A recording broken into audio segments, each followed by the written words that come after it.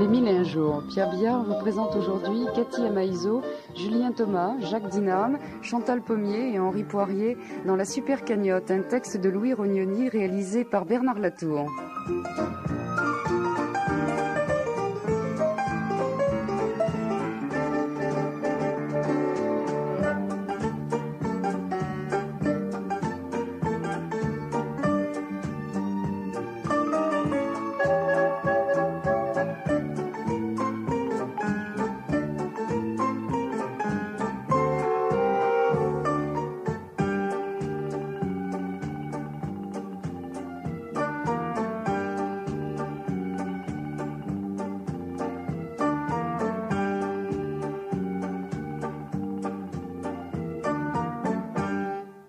La distribution est printanière aujourd'hui, Pierre, et le titre fait penser à un jeu radiophonique, La Super Cagnotte. La Super Cagnotte, oui. C'est vrai d'ailleurs. C'est ça et c'est exactement ça. Louis Rognoni nous entraîne dans le domaine merveilleux, fabuleux des jeux de hasard. Des jeux de hasard où tout est possible. On a tendance à penser que souvent le hasard se charge de corriger les injustices du sort. On dit ça. On est toujours pour se consoler. On est toujours content de vous montrer le pauvre qui d'un seul coup touche le gros lot, etc. Mais il arrive aussi que le gros lot tombe sur les riches, et pourquoi pas, et que le gros lot accable, pour tout dire, ceux qui n'en ont nul besoin. Les 1001 jours.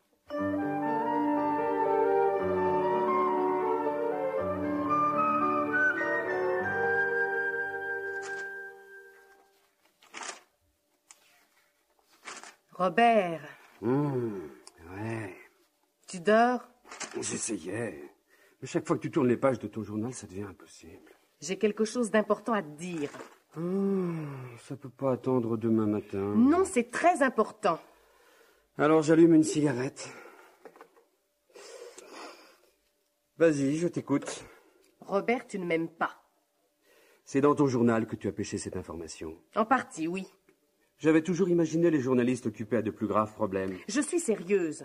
Ça rime avec ennuyeuse. Pourquoi pas avec emmerdeuse, pendant que tu y es? La rime serait moins riche, mais je me fous de la rime. Ce qui m'intéresse, ce sont tes raisons. Regarde les maris de mes amis. Ah, nous y voici.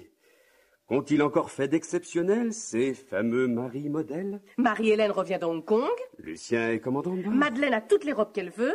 André est dans le prêt-à-porter. Florence va au théâtre tous les soirs. Jean-Pierre est critique dramatique. Annette a un compte en Suisse.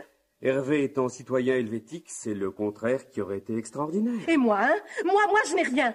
Aucun de ces petits avantages que donnent à leurs femmes les maris attentionnés. Je regrette infiniment, je ne suis ni commandant de bord, ni critique dramatique, ni boutiquier, ni citoyen helvétique. Tu travailles au loto. Et ça, je n'ai jamais osé le dire à mes amies. Elles comprendraient pas. Mais enfin, comprendre quoi? Que je ne tire aucun avantage de la situation que tu occupes. Quel avantage?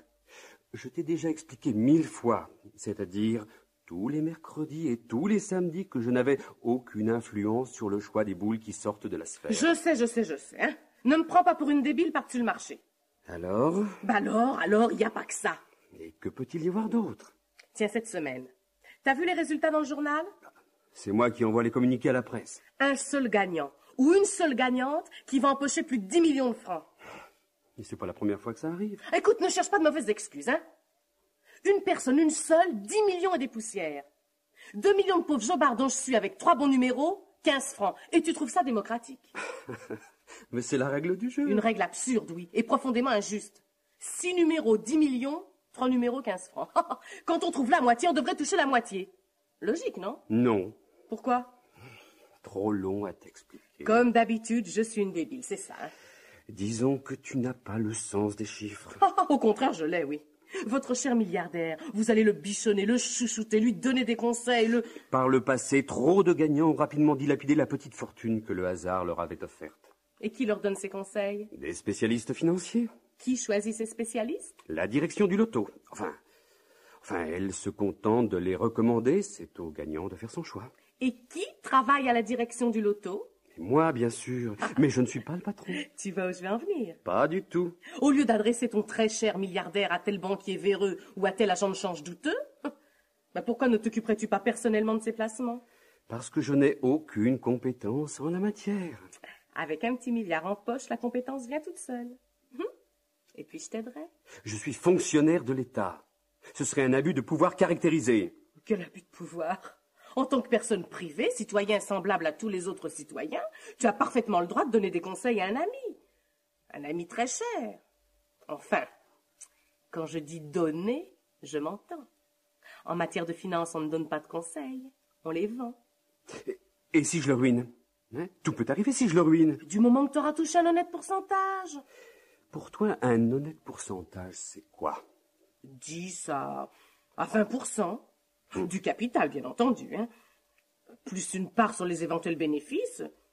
Oh, je n'aurais plus à avoir honte de toi devant mes amis. Je pourrais leur dire que tu travailles au loto. Si j'étais tenté par ta proposition, je n'y donnerais pas suite, justement en raison de cette publicité. Je ne parle pas de ma conscience, bien entendu. Oh, je ne dirai rien, c'est promis. Alors c'est oui. C'est non. Dire que j'avais cru épouser un homme, un vrai. Enfin, ma petite Claire, réfléchis un peu et tu comprendras que c'est impossible. Impossible. Je connais des milliers d'hommes qui n'hésiteraient pas. Seulement eux, ils savent saisir la chance quand elle se présente. Ils ne végètent pas, eux. Oh non, non, bas les pattes, Le repos du guerrier, c'est pour ceux qui se battent. Pas pour les déserteurs.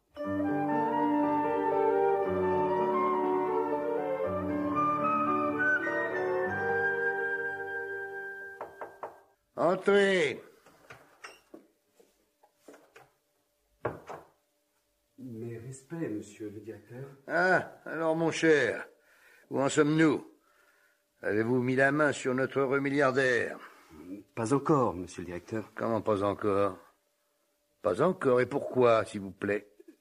Monsieur le directeur, ce n'est pas facile. Pas facile. Alors ça, c'est une expression que je vous interdis d'employer dans ce bureau. Le loto, c'est facile par définition. Voilà. Vous voyez pas, là? Oh, si, monsieur le directeur. Bon, maintenant la série. Où la grille a-t-elle été validée? Ça, vous devez bien le savoir. Oui, je le sais. À La Ferté-en-France, dans le département de l'Oise. Eh ben alors, où est le problème? Le bureau est fermé pour cause de décès. Eh ben, filez là-bas. Vous présenterez mes condoléances émues à la famille et vous ferez rouvrir le bureau. Voilà. C'est pas si simple, monsieur le directeur. Non, avec vous, tout est toujours compliqué. Qu'est-ce que vous avez encore trouvé, là, Il ne s'agit pas d'un décès ordinaire. Non, je vous en prie. Non, épargnez-moi des détails peu ragoûtants sans aucune espèce d'intérêt. La tenancière du bureau de tabac a été tuée par son mari qui se trouve présentement écroué à la maison d'arrêt de Beauvais. Je n'ai plus personne à qui présenter vos condoléances. Ah non. Non. Mais si, monsieur le directeur. Non. C'est ainsi. Non, je ne veux pas d'un milliardaire assassin. Voilà. Je n'ai pas dit non plus que c'était lui. C'est peut-être la victime. Eh ben, ça ferait encore plus mauvais effet. Non, allez là-bas et dégotez-moi un gentil petit milliardaire, travailleur et méritant, issu du plus profond de la France profonde. Voilà. La gagnante du loto assassine, et vous voyez ça d'ici, enfin. Enfin, vous voyez, vous imaginez l'effet produit, non? Allez, mon vieux, allez. Vous devriez déjà être venu. Bien, monsieur le directeur.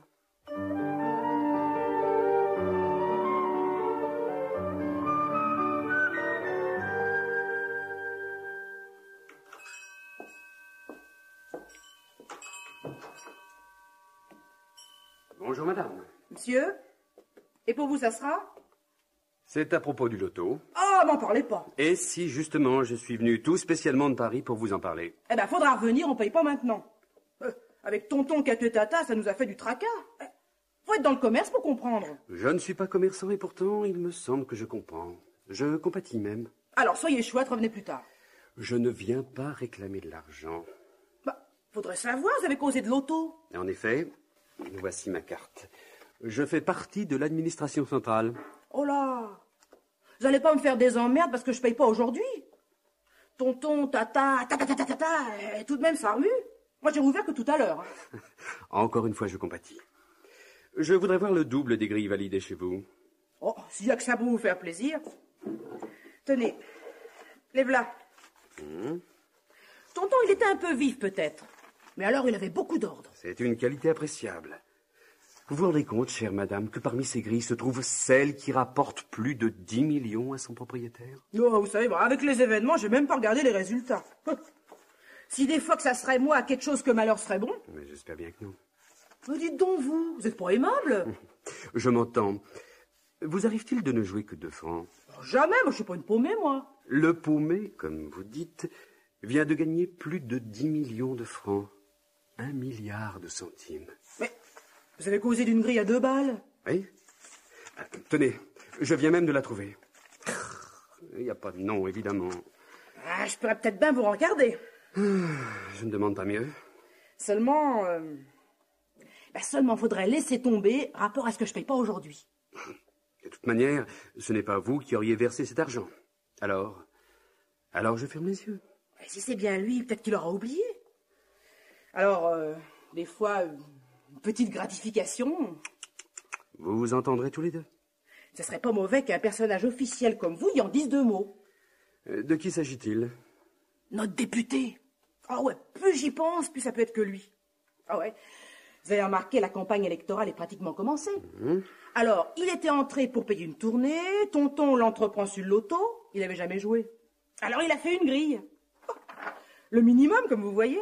Alors, faut dire que c'était un homme qui a toujours su compter. Je crois même qu'il n'avait pas de monnaie, c'est Tata qui y avançait les 2 balles.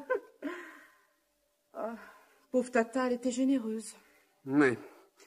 Et qui est votre député? D'où que vous sortez, vous? Il est pourtant connu. C'est Martial Blanchard. Martial Blanchard? Eh ben... la journée menace d'être rude pour moi. Je peux téléphoner? Non, il est en dérangement. Mais vous avez une cabine sur la place. Oh, c'est le signe du destin, je ne téléphonerai pas. Chère madame, je vous remercie. Pensez à la petite gratification.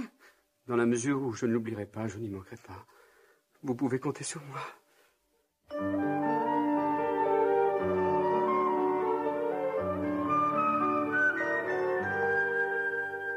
Monsieur, si vous vouliez bien parler un peu plus calmement, peut-être y comprendrais-je quelque chose. J'avais l'honneur de vous expliquer... Articulez, s'il vous plaît, articulez. Je ne suis pas sourd, seulement je supporte de moins en moins ce bredouillis inintelligible dont usent nos contemporains sous prétexte de communiquer entre eux. Que pensez-vous de mes rosiers? C'est-à-dire que... Je n'avais pas d'opinion, j'aurais dû m'en douter. Mais si, ils sont très beaux, des variétés splendides, des coloris somptueux. Jamais je ne vis si belle roseraie, sauf peut-être à Bagatelle, et encore... Ne vous fatiguez pas, je suis insensible à la flatterie. Bon, que puis-je pour vous, jeune homme? Je ne suis pas venu en solliciteur. Au début, ils disent tout ça. Allez-y, je vous écoute. Soyez pas timide. Et surtout... Quoi donc, monsieur le président? Articulez. Comptez sur moi, je ferai de mon mieux. Hein? Fait-il? Je dis, je ferai de mon mieux. Eh ben, faites-le et ne criez pas comme ça. Asseyons-nous sur ce banc, voulez-vous? J'ai observé que vous n'étiez pas habitué à la marche et que vous commenciez à donner des signes de fatigue, hein? Alors, je vous écoute. Je suis venu vous parler du loto. M'intéresse pas. Je ne joue jamais. Permettez, monsieur le président, permettez très respectueusement, mais il y a 3 jours au tabac de La Ferté-Enfance... Ah, vous avez raison, j'avais complètement oublié. Seulement, vous avez vu le résultat? Le patron pampant sur la patronne? Quelle histoire, hein? Un de mes plus fidèles et meilleurs agents électoraux. Plus jamais je ne jouerai. Les 2 comportements n'ont guère de rapport l'un avec l'autre. Erreur, jeune homme. Grossière erreur. Tout est dans tout. Et réciproquement. Ainsi que le disait Parménide. À moins que ce ne fût Léon Zitrone. Eh bien, maintenant, qu'attendez-vous pour m'exprimer votre petite affaire, jeune homme? Donc, vous avez joué, et non seulement vous avez joué, mais encore, vous avez gagné. Normal. C'est pour ça qu'on joue. Vos gains dépassent les 10 millions de francs. Ils les dépassent de combien? De 500 000 francs tout rond. Hein? Ceci n'a pas l'air de vous émouvoir? Bon, vous savez, un petit milliard, ça va, ça vient. Hein. Si je retrouve pas mon billet, j'en ferai pas une maladie. Parce que vous avez égaré votre grille? Ah, je vous dis ça. Voyez-vous, au cours de mes tournées préélectorales, les gens me proposent toutes sortes de billets de loterie ou de tombola, des œuvres laïques, commerciales ou religieuses. Les enfants... Oui, les enfants sont particulièrement redoutables. Alors, rentrez à la maison, je fourre tout ça dans une boîte à chaussures. J'y regarderai tout à l'heure. En tenez, l'autre fois, il y a un mois, j'ai gagné 10 litres de super et un porte-clés. Intéressant, non? Très. Espérons que vous allez retrouver cette grille gagnante. Aucune raison que je ne la retrouve pas, puisque j'ai une bonne 10 litres de super avec le porte-clés. Justement, dans cette hypothèse... Ah, je vous vois venir, vous. Vous allez quêter pour vos bonnes œuvres. Si l'on veut, Monsieur le Président. Je suis chargé tout spécialement des relations avec la presse. Et alors? Les journalistes vont tout faire pour connaître l'identité du nouveau milliardaire. Oui. Avec la mentalité française, serait-il vraiment très bon pour vous, homme d'affaires et homme politique, de proclamer qu'une fois de plus, la chance vous a favorisé? Ah ben, ne leur dites rien. Pas facile. Cela va m'occasionner des frais. Hein? Je vous ai déjà demandé d'articuler. Je vais avoir des frais. Sans compter le manque à gagner au plan publicité, pour protéger votre anonymat, je vais devenir, en quelque sorte, votre agent de presse contractuel. Alors, ils vont vouloir m'acheter, la tentation sera forte. Vous voyez ce que je veux dire? Oh, parfaitement. Jeune homme, dans l'administration du loto, vous n'êtes pas le numéro 1. Il s'en faut de beaucoup, Monsieur le Président. Eh bien, moi, jeune homme, je suis le numéro 1 dans tout ce que j'entreprends. Finance, numéro 1 des banques non nationalisées. Industrie, numéro 1 pour le commerce extérieur. Et à l'Assemblée nationale, où pourtant la concurrence est vive, je suis l'emmerdeur numéro 1. Alors, avant que je ne me mette véritablement en colère, vous allez décamper et m'envoyer le numéro 1 du loto. Je ne discute pas avec le petit personnel, pour ça il y a les syndicats. Alors, le numéro 1 du loto. Pas le ministre des Finances, il s'agit d'une affaire subalterne, mais le numéro 1 du loto. Compris, jeune homme? Oui. Exécution.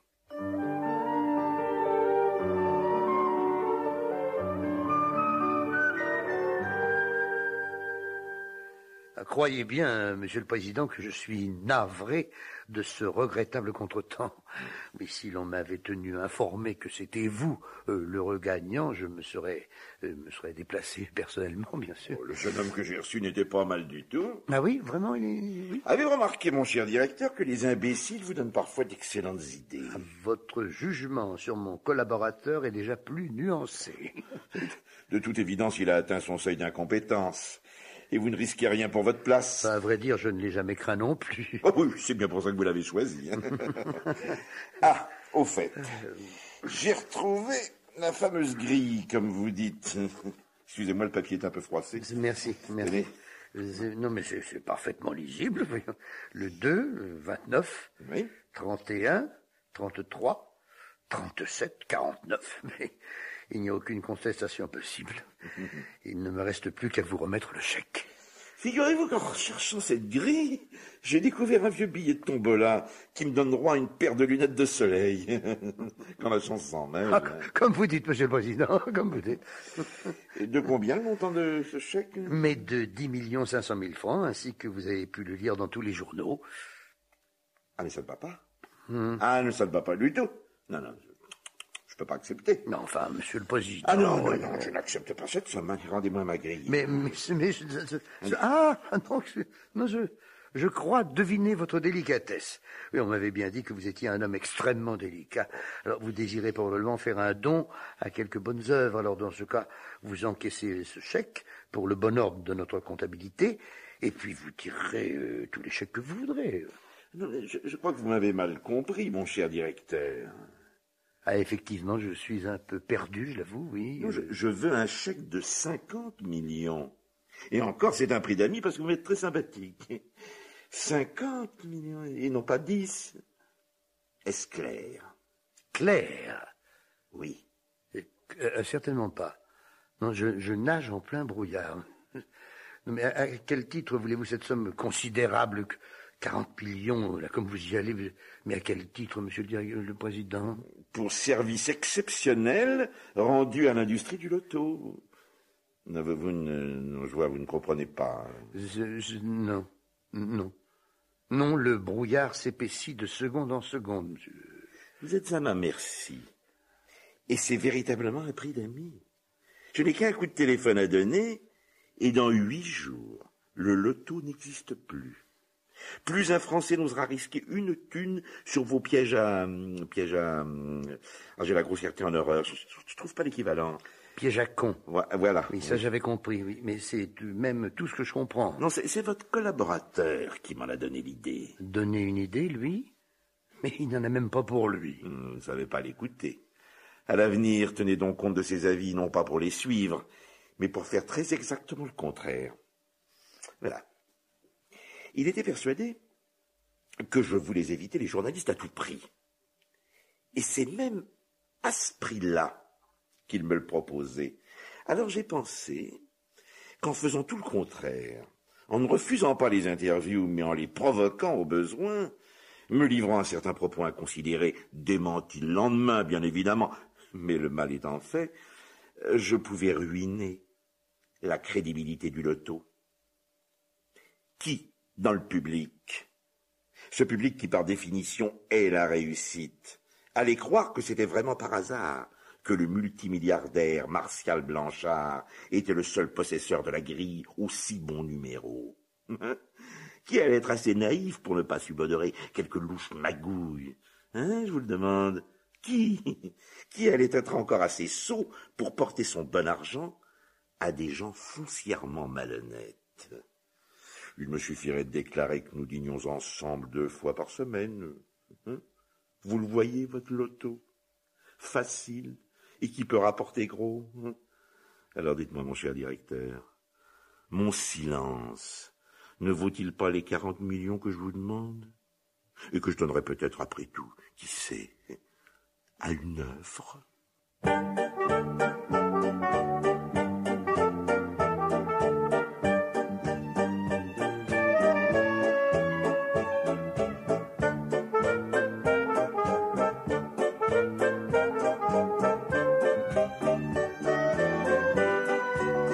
C'était les 1001 jours. Pierre Viard vous a présenté aujourd'hui Cathy Amaïzo, Julien Thomas, Jacques Dinam, Chantal Pommier et Henri Poirier dans La Super Cagnotte, un texte de Louis Rognoni. Collaboration technique Simone Ronget, François Mazzoni, bruiteuse Dominique Aubert, assistante Brigitte Riouet, réalisateur Bernard Latour.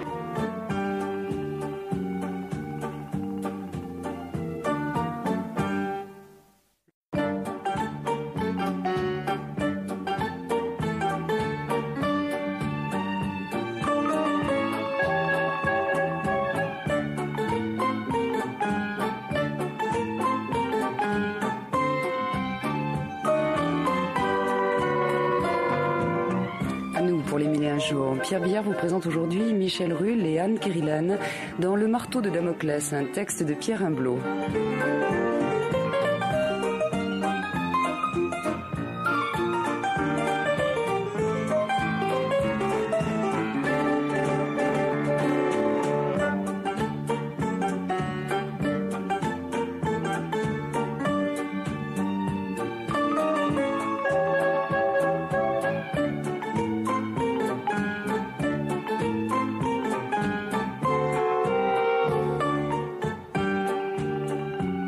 Comédien pour cette pièce, Pierre, Le Marteau de Damoclès.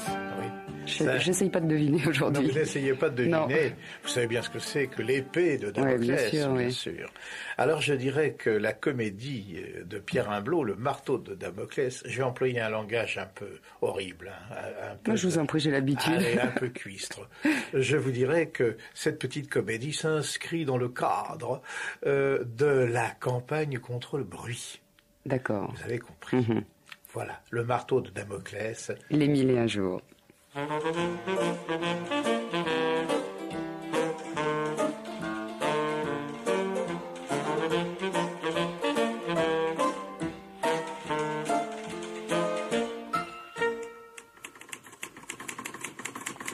Et tandis qu'un crépuscule bleuté tombait sur Venise, empourprant le dôme argenté de la Salute et les marbres rosés du palais des Doges.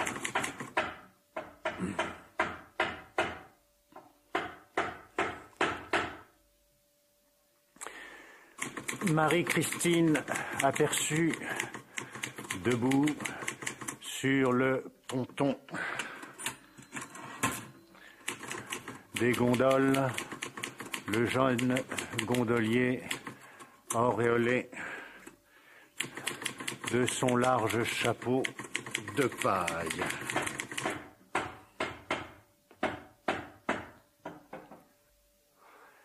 Bertuccello, lui aussi, avait aperçu la jeune fille. Il s'avança vers elle, leurs lèvres se joignirent et, dans un souffle, il lui murmura avec enivrement: « Ah, merde, c'est insupportable !» Bon, ben, puisque c'est comme ça, il ne reste plus que les grands moyens.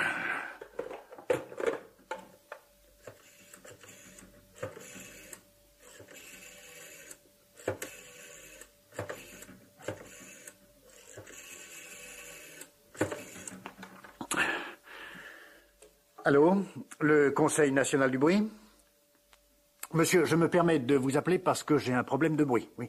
Figurez-vous que depuis 6 mois, une espèce de maniaque a installé dans la cour voisine de mon immeuble une espèce d'atelier de menuiserie. Et depuis, monsieur, c'est l'enfer, c'est l'apocalypse.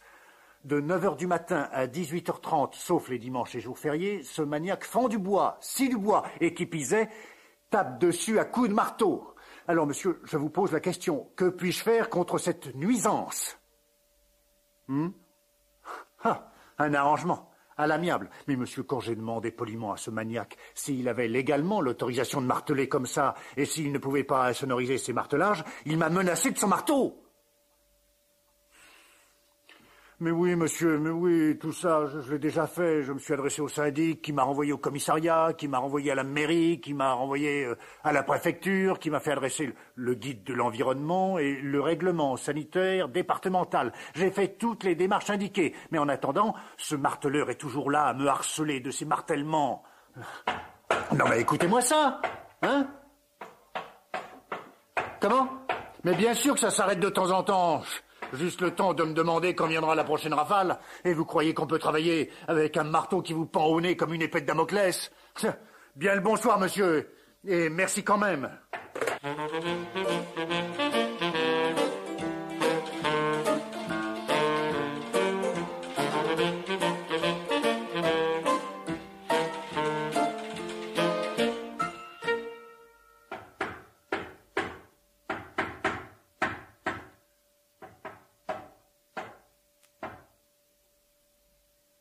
Ouf. 18h30. Ah, Dieu merci, ce marteleur est réglé comme un chronomètre. Enfin, je vais pouvoir, moi, taper tranquillement. Voyons, où en étais-je?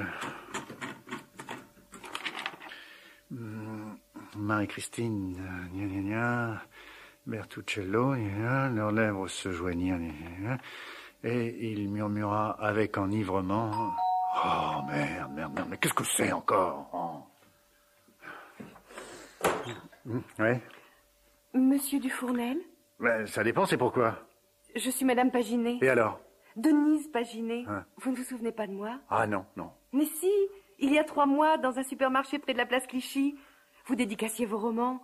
On en avait 2 en prime avec 3 boîtes de café soluble. Oui, c'est possible, mais... Vous m'en avez dédicacé un? Oh, je sais plus lequel. Oh, une dédicace très très gentille, qui m'a beaucoup touchée. Eh ben, tant mieux.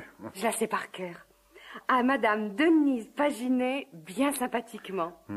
Et j'ai lu votre roman d'une traite. Ah, très flatté, oui. Ah, j'ai trouvé ça pas mal.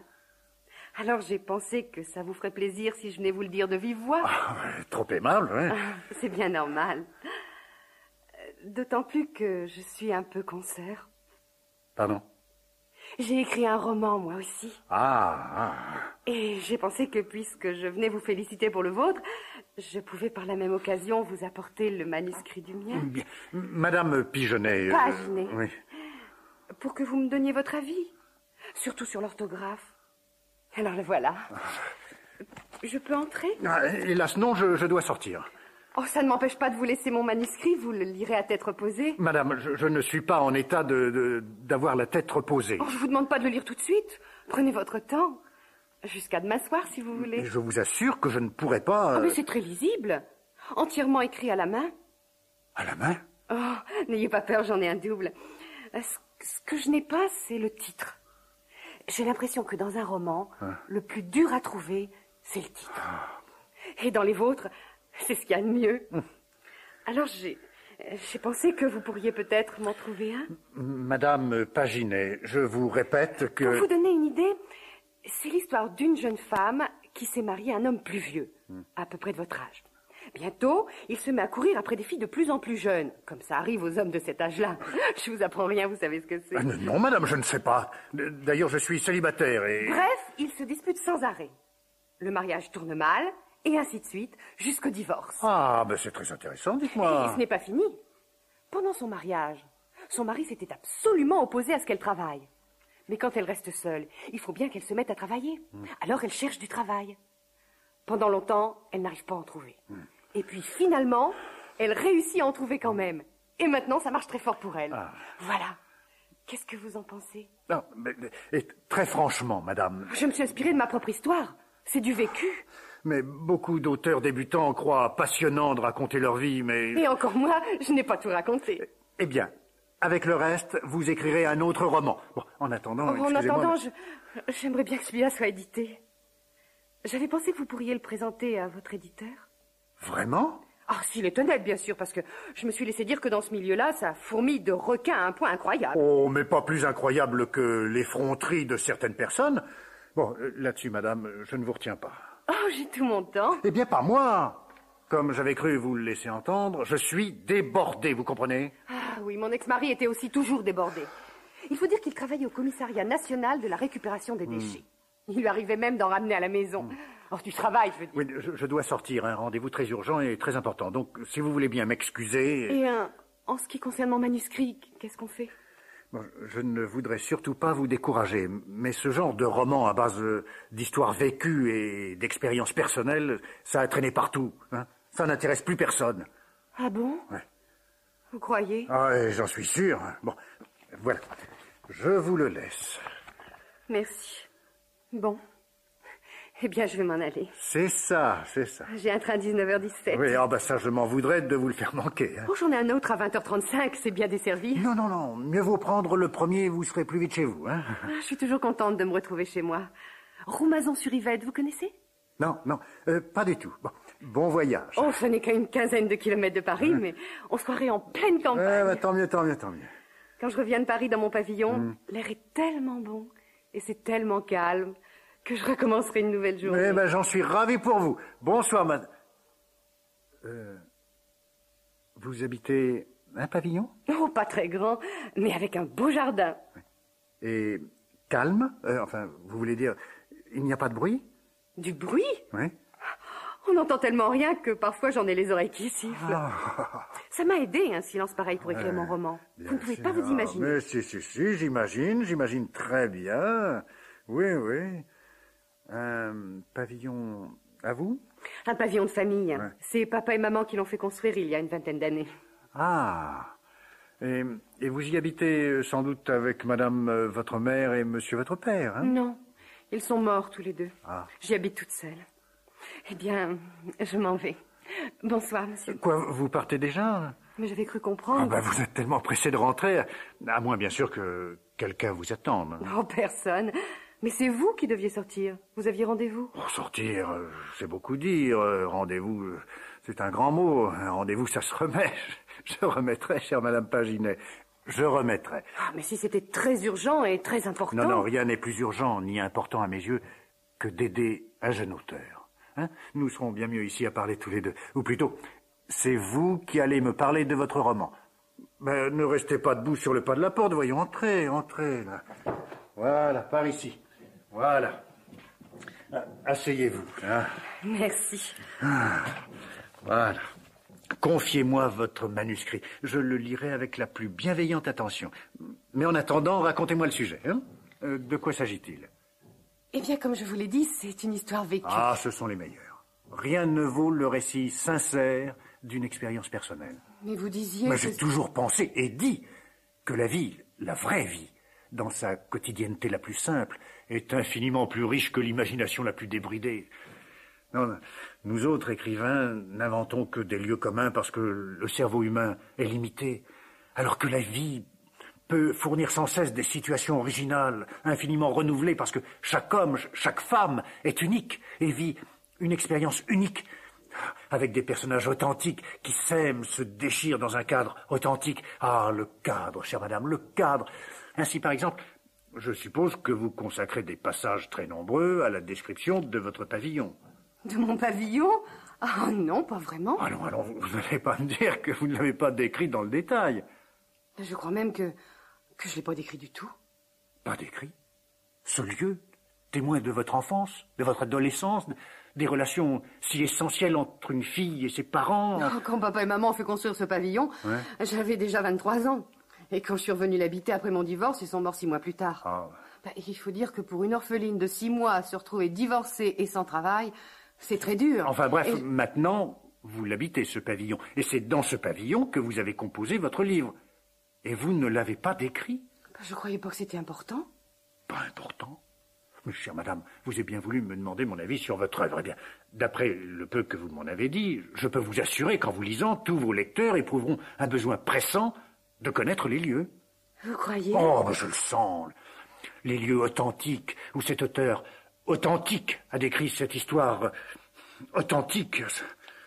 J'y avais pas pensé. Mais maintenant que vous me le dites... À première vue, vous me semblez avoir écrit une œuvre d'une incontestable originalité et profondément humaine. Sincèrement? Pourquoi vous le dirais-je si je ne le croyais pas? Malheureusement... Malheureusement? En négligeant la description de votre pavillon, vous avez privé cette œuvre d'une dimension essentielle. Vous l'avez amputée. Ah, que c'est dommage, mon Dieu, que c'est dommage. Oh, mais si c'est que ça, je peux très bien rajouter par-ci, par-là... Oh, je sais ce que vous allez me dire. Il est très difficile de décrire un décor trop familier. En m'appliquant bien, je pourrais... Oh, très, très, très difficile. Ah bon? Pratiquement impossible, parce que, paradoxalement, à force de le voir trop, vous ne le voyez plus. Je ne le vois plus. Eh oui, votre œil y est trop habitué. Mais alors, qu'est-ce que je peux faire? L'idéal, évidemment, serait de faire appel à un œil neuf. Un œil neuf? Oui, un œil qui n'aurait jamais vu votre pavillon et pourrait donc le voir avec toute la fraîcheur de la nouveauté. Vous comprenez? Je crois, oui. Et il faudrait aussi, bien sûr, que cet œil neuf soit capable d'exprimer littérairement ce qu'il voit. Autrement dit, un œil d'écrivain. Vous comprenez? Oui, mais un œil pareil, ça doit pas courir les rues. Ah, ça vous aurez du mal à trouver, j'en ai peur. Ah, mais ça m'ennuie de vous voir ainsi dans l'embarras. Écoutez, si ça peut vous aider, je pourrais moi-même être cet œil neuf. Vous accepteriez? Honnêtement, je ne peux rien vous promettre. Pour être capable de décrire valablement votre pavillon, il faudrait d'abord que je sache s'il y a entre lui et moi un minimum d'affinité. Vous comprenez? Bien sûr. Oui. Est-ce que vous prendriez la peine de venir le voir? Le plus tôt serait le mieux. Oh, j'y serais plus là, accepter. Je ne sais pas si je dois... Je ne le ferai pas pour n'importe qui, chère Madame Paginet. Mais je sens en vous de si précieuses possibilités.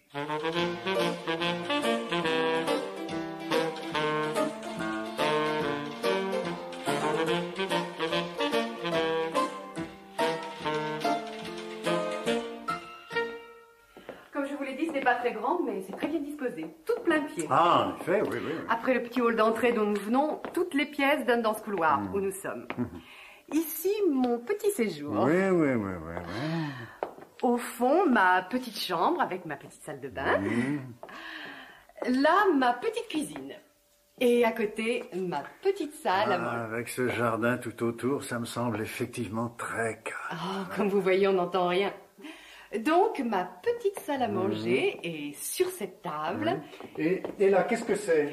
Mon ancienne petite chambre de jeune fille, quand mes parents occupaient l'autre.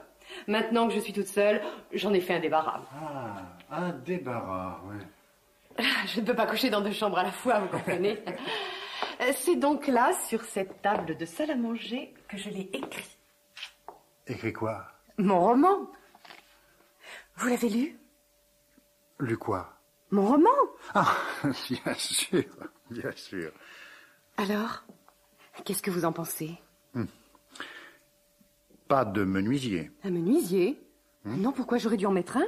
Non, je veux dire, pas de menuiserie dans le voisinage. Oh non, aucune. Bien, très bien, très bien. Alors vous ne voyez pas de critique à faire?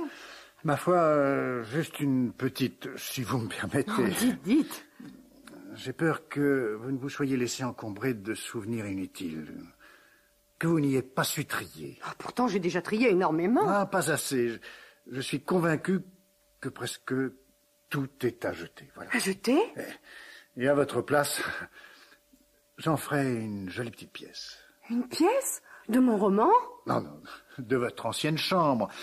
À votre place, j'en aurais fait, je sais pas moi, par exemple un petit bureau. Oui. J'ai pas besoin d'un bureau puisque j'écris sur la table de la salle à manger, quelquefois même dans mon lit. Ah, chère madame, vous êtes assurément la preuve vivante qu'on peut écrire n'importe quoi, n'importe où. Ah, merci, c'est très gentil. Alors vraiment, mon roman vous a plu? Mais comme je le pensais, il n'y manque que la description approfondie, minutieuse, esthétique de cette maison, qui est à votre image, comme vous êtes à la sienne. À vous deux, vous formez un parfait exemple d'idiosyncrasie. Et c'est bon signe, ça? Ah, tout à fait. Ah, tant mieux.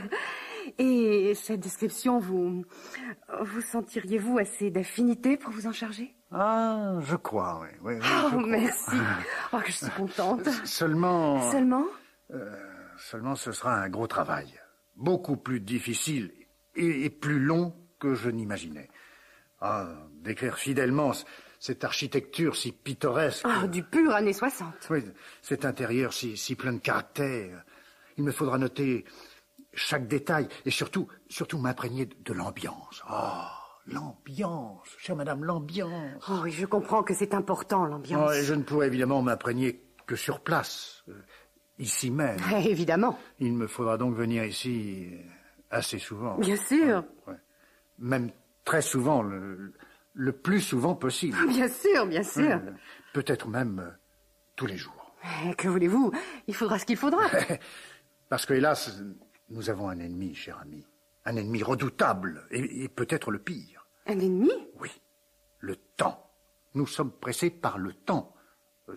Je suppose que vous désirez voir paraître votre livre au plus tôt. Naturellement. Eh bien, un temps précieux sera perdu pour moi, donc pour vous, en aller-retour de chez vous à chez moi le matin, l'après-midi, tous ces déplacements et le temps qui fuit, vous comprenez? Oh, je sais.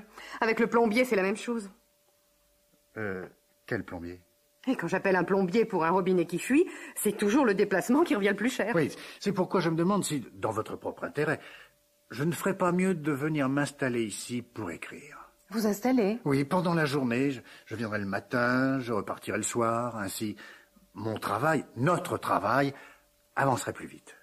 Si vous croyez que c'est préférable... Ah, sans aucun doute. Mais je ne voudrais surtout pas vous gêner en me mettant n'importe où. Tenez, il me vient une idée. Je pourrais m'installer dans cette petite pièce-là. Dans le débarras? Justement, nous pourrions le débarrasser. Hein, je suppose que la fenêtre donne sur le jardin, que la pièce est claire. Oh oui, très claire. Parfait.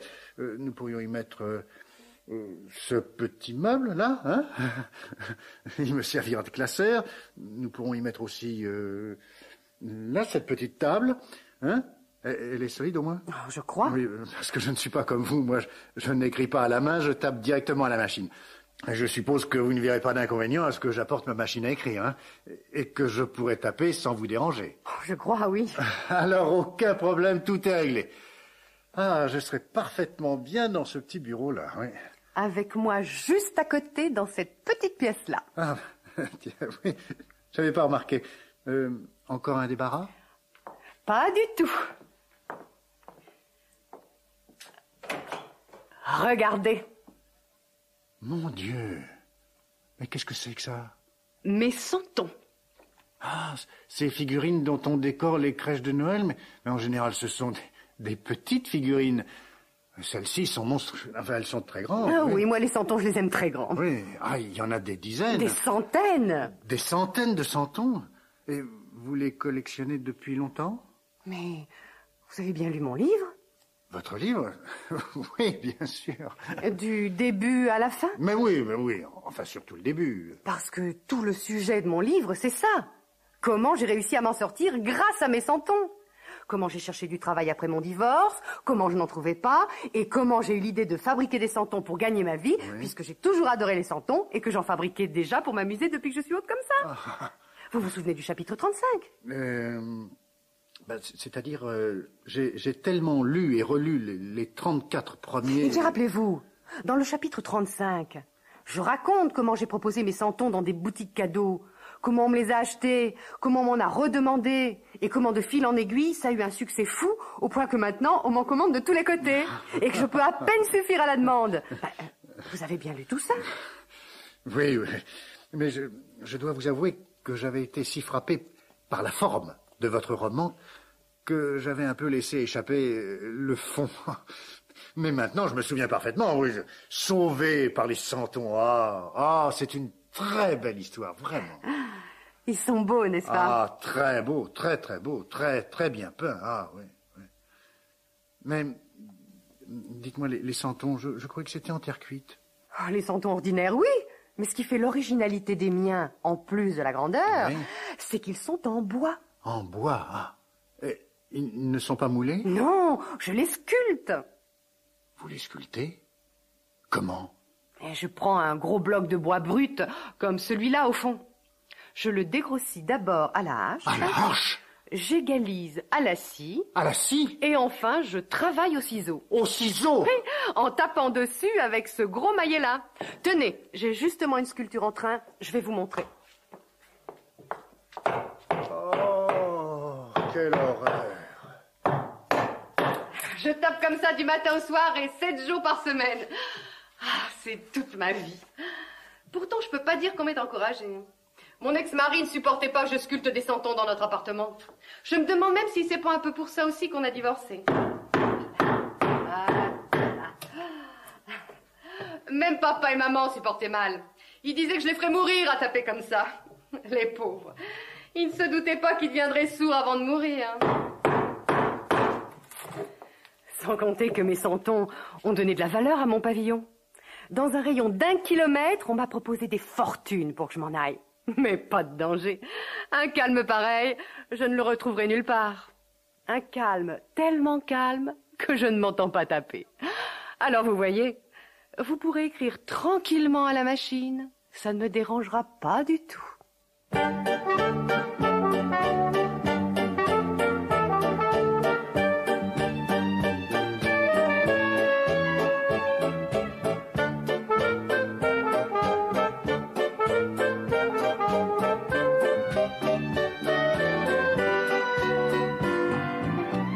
C'était Les 1001 jours. Pierre Viard vous a présenté aujourd'hui Michel Ruhl et Anne Kerilan dans Le marteau de Damoclès, un texte de Pierre Imblaud. Collaboration technique Claude Massé, Pierre-Yves de Rolin, bruiteur Alain Platiot, assistante Brigitte Riouet, réalisateur Pierre Billard.